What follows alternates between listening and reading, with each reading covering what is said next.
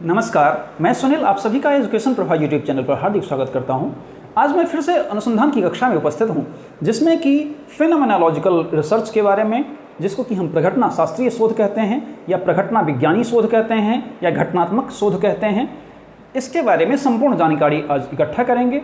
इसमें हम इसके कॉन्सेप्ट को सबसे पहले जानेंगे, फिर इसके डाटा कलेक्शन कैसे होते हैं, इसके प्रकार कैसे हैं अर्थात कितने प्रकार के हैं, अर्थात संपूर्ण रूप से इसके बारे में फेनोमेनोलॉजिकल रिसर्च के बारे में संपूर्ण रूप से आज जानकारी हम लोग इकट्ठा करेंगे।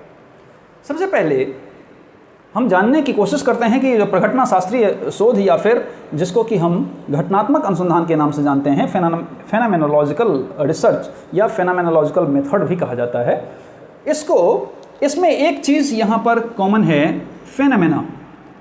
फेनोमेना जो है अर्थात ये घटना या प्रघटना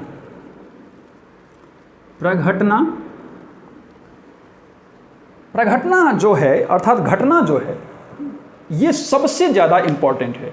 मैंने कई बार कहा है, तो कोई भी जो चीज़ें होती हैं उसमें नाम से बहुत कुछ स्पष्ट हो जाता है। यहाँ पर फेनोमेनॉन जो है अर्थात फेनोमेना जो हमारा घटना होती है, प्रघटना होती है, अर्थात प्रघटना यहाँ पर इसलिए लिखा गया है कि कोई प्रकृष्ट घटना होती है, कोई विशिष्ट घटना होती है, तो उस विशिष्ट घटना की क्या करते हैं उसके बारे में हम संपूर्ण जानकारी इकट्ठा करने की कोशिश करते हैं। अब जैसे इस कोई भी घटना जो घटी उसके संबंध में हम सारी जानकारी इकट्ठा करने का प्रयास करते हैं इस फेनोमेनोलॉजिकल के अंतर्गत। अब वो कैसे होता है तो मैं बताऊं कि इसके कॉन्सेप्ट के आधार पर हम ऐसा कह सकते हैं कि ऐसा शोध जिसमें कि कोई भी, ये सबसे पहले ये जान लीजिए कि ये गुणात्मक शोध के अंतर्गत आता है, क्वालिटेटिव शोध के अंतर्गत आता है यहाँ पर। तो कोई भी ऐसा शोध जिस शोध के अंतर्गत जो भी घटना घटी उससे संबंधित सारी चीज़ों को, अर्थात उससे वो कैसे घटी, क्यों घटी, किस प्रकार घटी, कैसे, अर्थात उससे जुड़ी हुई लाइव एक्सपीरियंस, उससे जुड़े हुए जो टेक्स्ट हैं, अर्थात संपूर्ण तरीके से इस जानकारी को हम इकट्ठा करने का प्रयास करते हैं। किसमें? इस फेनोमेनोलॉजिकल रिसर्च में। अब हम यहाँ पर जैसे हम एक छोटा सा एग्जाम्पल देते हैं, हालांकि आपको हंसी लगेगी लेकिन ये हंसी वाला नहीं है। अब एक मान लीजिए कि बाइक सवार रोड से जा रहा है। अब रोड से जा रहा है, क्या हुआ नहीं हुआ पता नहीं, वो गिर पड़ा, अर्थात उसको चोट लगी, काफ़ी तेज चोट लगी, खून बह रहा है, वो काफ़ी एकदम से बहुत ज़्यादा असहज महसूस कर रहा है, बहुत ज़्यादा वो मदद की गुहार कर रहा है। एक वहीं से रिपोर्टर जा रहे थे, कोई मीडिया रिपोर्टर थे, वो जा रहे थे, वो अपना, उनके माइक था ही, वो कहने लगे कि साहब आप अभी कैसा महसूस कर रहे हैं, आपको कितनी चोटें लगी, आप अभी कैसा फील कर रहे हैं, आप कैसा अनुभव कर रहे हैं, आपको ज़्यादा चोटें आई कि कम चोटें आई, आपको कहाँ, कैसे ये घटना कैसे घट गई, ये किस प्रकार से घटी, ये कौन आपको ठोकर मारा, अर्थात तमाम सवालों का बौछार वहाँ पर वो करने लगते हैं। अब भैया ये बौछार जो आप कर रहे हैं उससे पहले आप उनको थोड़ा सा ट्रीटमेंट तो दे दीजिए, उनको थोड़ा सा जा कर के पहुँचा दीजिए, हॉस्पिटल तो पहुँचा दीजिए ताकि वो सहज महसूस कर सकें। बाद में आप पूछ लीजिएगा जितना भी आपको पूछना हो। खैर ये हम मजाक कर रहे थे, ये किसी मीडिया रिपोर्टर पर हमारा कोई छींटाकसी नहीं है, बता दें। तो हम कहने का ये मतलब है, सबसे पहले हम क्या करेंगे, उसको ट्रीटमेंट देने का प्रयास करेंगे, फर्स्ट एड देने का प्रयास करेंगे, तो पहले तो वो करेंगे। खैर अब मान लीजिए कि ये तो एक हंसी मजाक वाली हो गई। अब उसी से संबंधित अभी जो ज्वलंत मुद्दा है, ज्वलंत उदाहरण है, हम अभी कोविड के दौर में अभी भी हैं, क्योंकि अभी भी काफ़ी केसेस आ ही रहे हैं। तो अभी हम लगभग 2 साल से इसकी चपेट में आ चुके हैं और न जाने कितने माता पिता इसके अपने बेटे से अनाथ हो गए, कितने बेटे अपने माता पिता से को हाथ से वो उनका सहारा छूट गया, कितने लोग, खैर परिवार में बहुत सारी चीज़ें हुई हैं।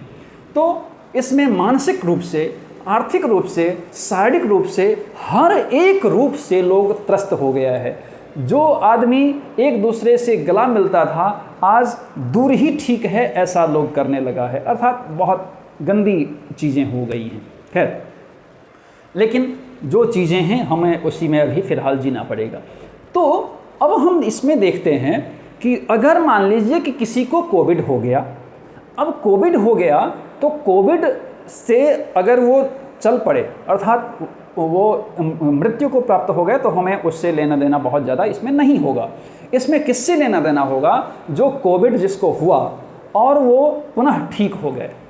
तो अब हम इसके माध्यम से यहाँ पर संपूर्ण प्रघटना विज्ञान को या फेनोमेनोलॉजिकल रिसर्च को जानने का प्रयास करते हैं। अगर ये जान गए तो आप संपूर्ण फेनोमेनोलॉजिकल रिसर्च जान जाएंगे।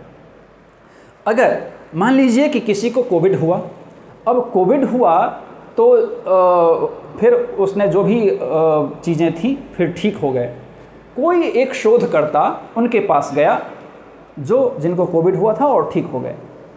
अब वो संपूर्ण तरीके से क्रमबद्ध ढंग से वो पूछने की कोशिश करेगा कि आपको कोविड कैसे हुई, किस प्रकार हुई, आप कैसा वहाँ पर किससे आप मिले थे, किसके संपर्क में आए थे, आपके संपर्क में कौन कौन आया था, आपने उस समय क्या अनुभूयमान आपकी क्या समस्या रही थी, अर्थात तमाम तरीके से।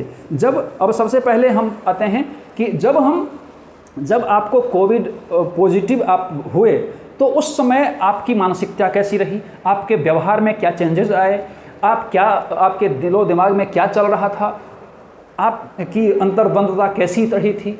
अर्थात फिर इसके बाद जब आप आए और आप सीरियस हो गए थे, उसमें एक मृत्यु और एक जीवन दोनों के बीच जो अंतर्द्वंद्वता था, उसमें उस समय में आपकी मानसिकता कैसी चल रही थी, आप कैसे अपने आप को सर्वाइव कर रहे थे, आप अपने आप को पॉजिटिव रखने का प्रयास कैसे कर रहे थे, उस समय में आपको कौन कौन सी दवाएं दी गई, आपको कौन सी हॉस्पिटल में आप इलाज करवाए, कौन से डॉक्टर वगैरह थे, कितने दिन तक आप वहाँ पर एडमिट रहे, अर्थात तमाम चीज़ें, अर्थात जो संपूर्ण वहाँ से शुरुआत हुई और जब तक अंत हुआ, उसमें संपूर्ण उनके जो अनुभव रहे हैं उससे जुड़े हुए संपूर्ण अनुभवों को हम क्या करेंगे, एक प्रश्न के माध्यम से, एक प्रश्न की श्रृंखला के माध्यम से हम क्या करेंगे, उनसे हम इकट्ठा करने का प्रयास करेंगे उनके अनुभवों को। अर्थात इसमें लाइव एक्सपीरियंस बहुत ज़्यादा महत्वपूर्ण होता है।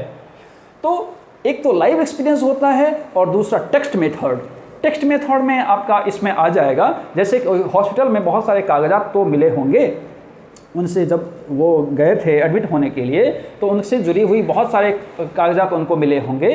तो जो उनके अनुभूयमान, जो उन्होंने समस्या को खुद एक्सपीरियंस किया है, वो सारी चीज़ें, और फिर जो टेक्स्ट है वो उन तमाम चीज़ों को हम इकट्ठा करते हैं और फिर उसकी फिर व्याख्या करते हैं। तो ये तो एक प्रकार से एक उदाहरण के माध्यम से हम संपूर्ण आपको यहाँ पर बताने की कोशिश की। तो यहाँ पर मेन रूप से ये होता है कि ये तो गुणात्मक शोध है ही, और इसमें कोई भी घटना जो घटी उसका लाइव एक्सपीरियंस किस प्रकार का रहा, उसने कैसा अनुभव किया, उस दौरान उनके मन में क्या क्या चला, उनके समाज पर कैसा असर पड़ा, ये मुख्य रूप से अगर आप देखेंगे तो ये सोशियोलिस्ट ने सबसे पहले अडॉप्ट किया था, फेनोमेनोलॉजिकल रिसर्च को सबसे पहले अडॉप्ट किया था। और ये एक प्रकार से अगर समाज के ऊपर हम देखेंगे तो समाज में एक किसी भी आदमी का क्या लाइफ चल रहा है, किस प्रकार से उनका मतलब सारा कुछ शटल है, अर्थात इस प्रकार से सारी चीज़ें इसमें समाहित होती हैं। किसमें? फेनोमेनोलॉजिकल रिसर्च में। अब इसके बाद हम देखने का प्रयास करते हैं कि ये जो घटनात्मक अनुसंधान है, फेनोमेनोलॉजिकल रिसर्च है, इसके टाइप्स कितने होते हैं। तो लिख देते हैं टाइप्स ऑफ फेनोमेनोलॉजिकल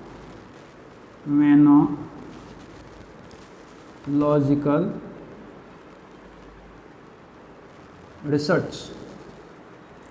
तो फेनोमेनोलॉजिकल रिसर्च के टाइप्स कौन कौन से हैं, क्या क्या हैं, यहाँ से हम शुरुआत करते हैं ताकि हमें फिर दिक्कत ना हो। तो सबसे पहले हम आते हैं एग्जिस्टेंशियल। सबसे पहले रियलिस्टिक,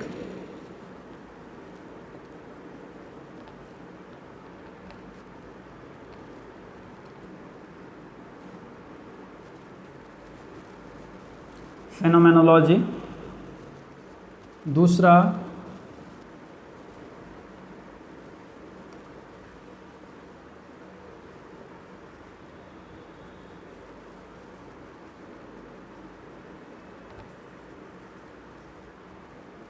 एग्जिस्टेंशियल फेनोमेनोलॉजी,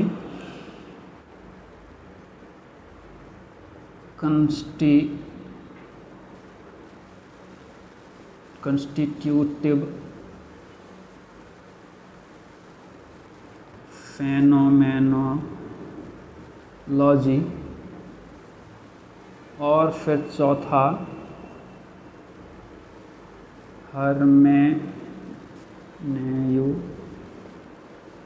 हर्मेनेयूटिक्स।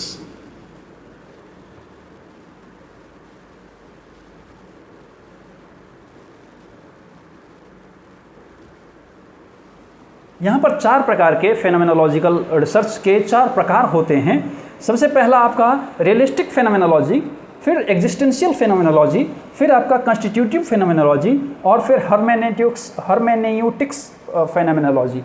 इसमें इसको हम यथार्थवादी प्रघटना विज्ञान कहते हैं।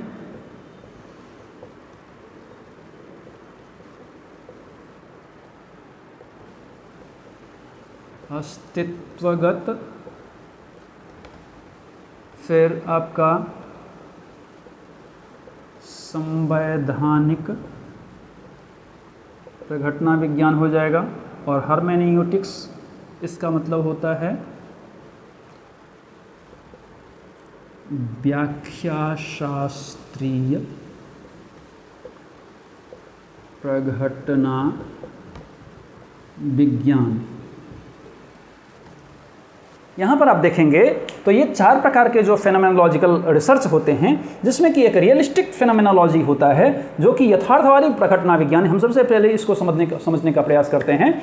तो रियलिस्टिक फेनोमेनोलॉजी क्या होता है, यथार्थवादी प्रघटना विज्ञान क्या होता है, तो इसमें सबसे पहले यूनिवर्सल चीज़ों को हम देखने का प्रयास करते हैं, अर्थात जो सार्वभौमिक चीज़ें हैं उनको समेटने का यहाँ पर प्रयास करते हैं। जैसे भूख लगता ही है, प्यास लगती ही है, जैसे निद्रा आती ही है, जैसे सूर्य पूरब में ही उगता है, पश्चिम में ही अस्त होता है।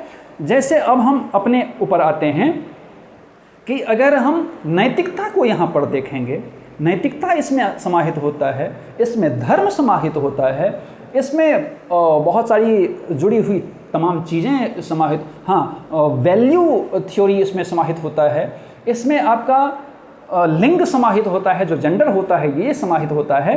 अर्थात इससे जुड़ी हुई जो सार्वभौमिक तथ्य हैं उसको, उससे जुड़ी हुई जो तथ्यगत घटनाएं प्रघटनाएं होती हैं उसमें वो सारा किस में आता है, आपका रियलिस्टिक फेनोमेनोलॉजी, जिसको कि हम यथार्थवादी प्रघटना विज्ञान के नाम से जानते हैं।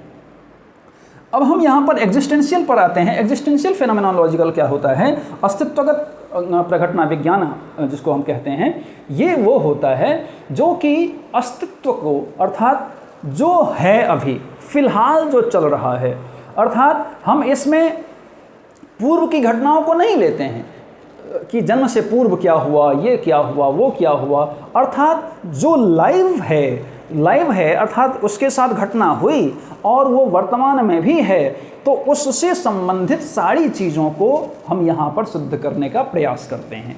फिर इसके बाद हम कंस्टिट्यूटिव फेनोमेनोलॉजिकल कहते हैं, जिसको कि संवैधानिक प्रघटना विज्ञान के नाम से जानते हैं। तो संवैधानिक प्रघटना विज्ञान में ये एक प्रकार से जो हम लाइव एक्सपीरियंस होता है हमारा, उस लाइव एक्सपीरियंस को इसमें समाहित करने का प्रयास करता है, और इसमें डाटा को सुरक्षित, जैसे कि हमारा जो लाइव एक्सपीरियंस भी है, और फिर जो डाटा हम टेक्स्ट मेथड में जो हम डाटा यहाँ पर इकट्ठा किए हैं, उसको भी दोनों को समेटने का इकट्ठा प्रयास यहाँ पर इस संवैधानिक प्रघटना विज्ञान के अंतर्गत किया जाता है। इसके बाद जो हर्मेनेटिक्स, जो हमारा व्याख्या शास्त्रीय प्रघटना विज्ञान होता है, इसमें हम क्या करते हैं कि इसमें सबसे पहले यही जानिए कि ये एक प्रकार का तो गुणात्मक शोध है, पूरा संपूर्ण फेनोमेनोलॉजी तो गुणात्मक शोध है। और इस गुणात्मक शोध में हम यहाँ पर इसके दौरान हम कभी भी ऐसा प्रश्न नहीं पूछते हैं जो कि केवल हाँ और ना में जवाब हो। अर्थात इससे ऊपर वाला में हम यहाँ पर हाँ ना में जवाब ले सकते हैं, उसमें भी बहुत कम। प्रघटना शास्त्रीय शोध में ऐसा हम करते ही कम, बहुत कम है जो कि केवल हाँ ना में जवाब देता हो, उसको हम बहुत दूर रखते हैं ज़्यादा। लेकिन खास करके अगर हम व्याख्या शास्त्रीय प्रघटना विज्ञान की बात करेंगे, इसमें तो एकदम नहीं। अर्थात हम ओपन क्वेश्चन करते हैं, क्वेश्चन ऐसा करते हैं जो कि वो खुद से उनके अंतर्निहित जो भाव हैं उसको हम समेटने का प्रयास करते हैं, क्योंकि हम प्रश्न भी ऐसा करते हैं जो कि उनमें उनको खुद से चिंतन करके जवाब देना पड़े। अर्थात उनके साथ जो घटना घटी है उनसे जुड़ी हुई सारी चीज़ों को यहाँ पर हम समेटने का प्रयास करते हैं। तो यहाँ पर ये व्याख्या शास्त्रीय शोध यहाँ पर ये होता है।